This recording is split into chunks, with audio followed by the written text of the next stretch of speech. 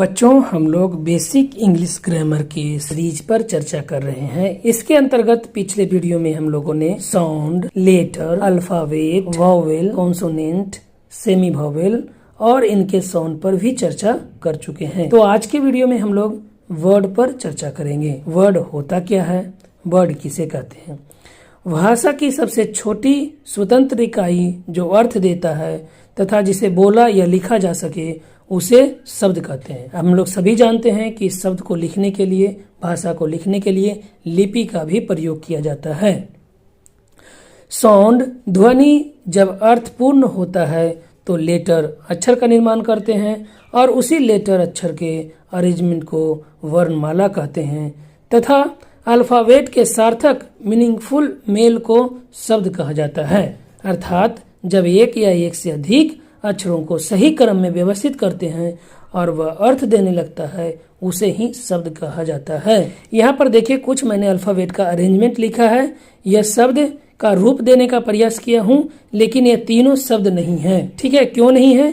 क्योंकि इसके उच्चारण संभवतः नहीं हो पाता है। इसका अल्फाबेटिकल हम लोग उच्चारण कर सकते हैं, इसका हिंदी अर्थ नहीं प्राप्त हो रहा है, इसी कारण से ये शब्द नहीं है। तो शब्द क्या होते हैं? शब्द में एक अक्षर या अक्षरों के समूह भी हो सकते हैं। उदाहरण के तौर पर देखते हैं, ए तथा आई एक अक्षर से बना शब्द है, इसी कारण से इसे सबसे छोटा शब्द भी माना जाता है। यहाँ शब्द के कुछ उदाहरण दिए गए हैं जो इंग्लिश ग्रामर के पार्ट हैं, जिस पर वीडियो भी बनेगी। जैसे में parts of a speech, tense, voice, narration, question tag, remove to, degree, article, person, syllable, emphatic आदि।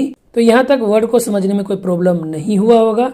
और वर्ड एक महत्वपूर्ण इकाई होती है। वर्ड जितना ज्यादा आप जानेंगे उतनी ही ज्यादा आप किसी भाषा को सीख सकेंगे। तो आइए हम लोग वोकेबुलरी अर्थात शब्दावली को समझते हैं। किसी भाषा में शब्दों और वाक्यांशों की सूची, संग्रह या भंडार, जिसे आमतौर पर वर्णमाला के क्रम में व्यवस्थित और परिभाषित किया जाता है, शब्दावली कहलाती है। शब्दावली वही अल्फाबेटिकल अरेंजमेंट होता है जिसका कोई अर्थ निकलता हो। शब्दावली को ही वर्ड स्टॉक अर्थात शब्द भंडार कहते हैं, जिसे कोई व्यक्ति जानता है और प्रयोग करता है।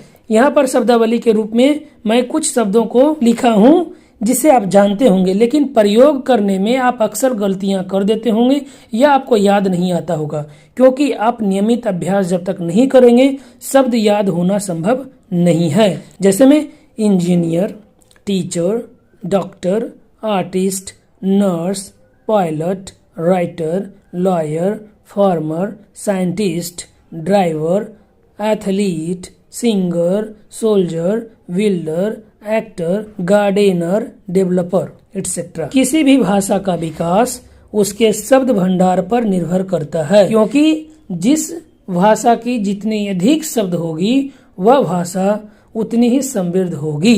अब हम लोग सिलेबल को समझते हैं। यह किसी शब्द का वह भाग होता है जिसे एक इकाई के रूप में उच्चारित किया जाता है, जिसमें एक स्वर ध्वनि होती है। अर्थात किसी शब्द का वह छोटा सा भाग या अखंड स्वर ध्वनि जो एक बार में बोला जा सके। जब भी हम किसी शब्द का उच्चारण करेंगे तो मुख्य भाग में जितनी बार बाधा उत्पन्न होगी वह शब्द उतने सिलेबल का होता है।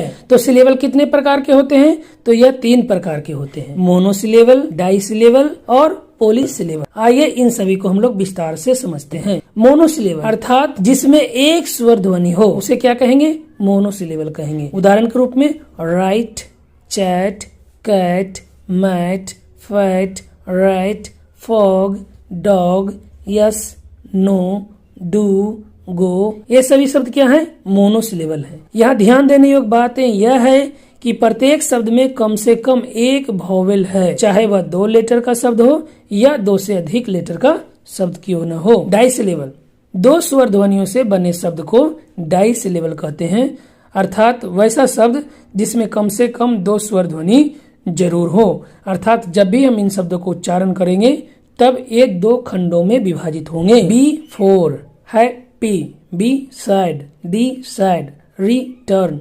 Garden, pencil, window, table, basket. Polysyllable 3 या 3 से अधिक स्वर ध्वनियों वाले शब्द पॉलीसिलेबल कहलाते हैं।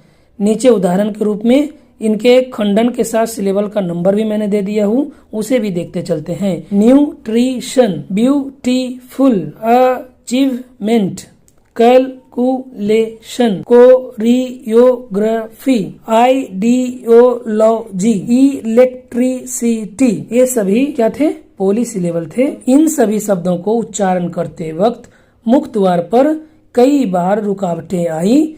जितनी बार रुकावटें आई वह शब्द उतने ही सिलेबल का था। यदि आपको भी शब्द पढ़ने में, उच्चारण करने में समस्या होती है तो आप भी इसी तरह से सिलेबल के रूप में तोड़कर उच्चारण और पढ़ने का प्रयास करेंगे तो यह समस्या दूर हो जाएगी। अगले वीडियो में हम लोग सेंटेंस और इसके भागों तथा इसके अरेंजमेंट को समझेंगे। तो आज के लिए बस इतना ही। धन्यवाद।